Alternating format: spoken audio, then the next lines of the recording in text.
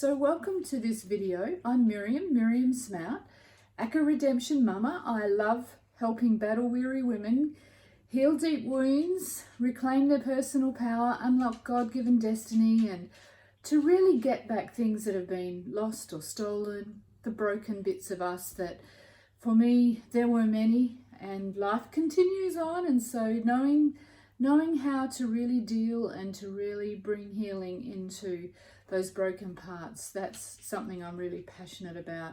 Today I'm sharing with you one of my secret places.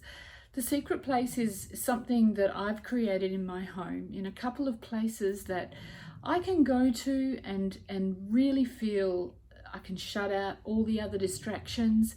I can shut out the noise, I can shut out the children, I can shut out everything. And so I've created a space in my home that is my secret space.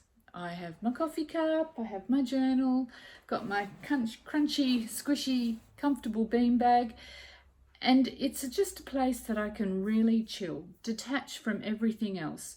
And as I detach from all of the clutter and the noise and the invasive things that stop me processing and stop me thinking about the deeper things in life, I'm giving myself that opportunity to really go a bit deeper, to connect with my heart, to connect with some of those more messy places that it's easy to choose not to connect with. My secret place for me is that place where I give myself permission to really connect at a deep level with what's going on, right down deeper, not just the superficial surface stuff. So I'm going to do a very brief demonstration of what that would look like for me and what I'm trying to achieve, and then you can see, maybe we'll take some of these ideas for you, but then just make it your own. Don't think there's any right or wrong way to do this, because that's not true. Make it unique to you, make your space unique to you, whatever you love to have around you, whatever gives you that sense of meaning and deep connection, create it for you. Journaling is one of those things that I love to do in the secret place, spending time really processing what's on my mind, what's on my heart, some of the challenges, particularly the really difficult things that seem to not make a lot of sense. I journal it. Another thing I do in my secret place is I just sit. I sit and I sit and I sit. I metacog. I often take that time to really metacog those difficult, toxic thoughts that need some unpacking. I'll spend time in prayer, meditating, doing some of my meditations, and just really connecting, spirit to spirit with that deeper place inside of me. This is my little spot.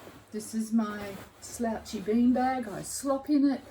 I can get comfortable. It's just where I feel really chilled.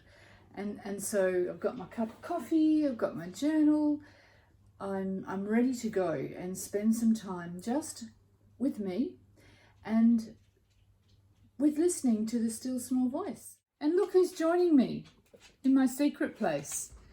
Don't you just love it when you find that place that you're really chilling in and everyone thinks, hang on, I want to be here with you as well.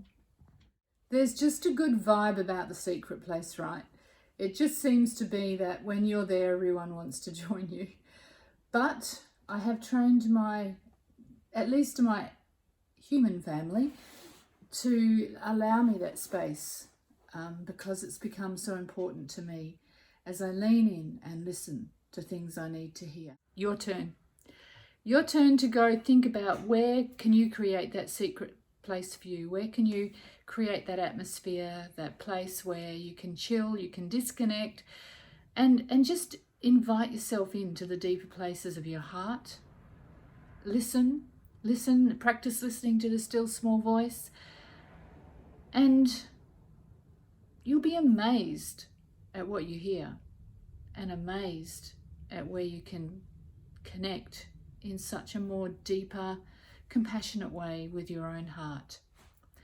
I would love to hear where your secret place ends up being. I'd love some photos. I would love a few tips, maybe, you know, things that you would want to add, because it's just you. It's unique and creative and just reflects you. There you go. The secret place. Your turn.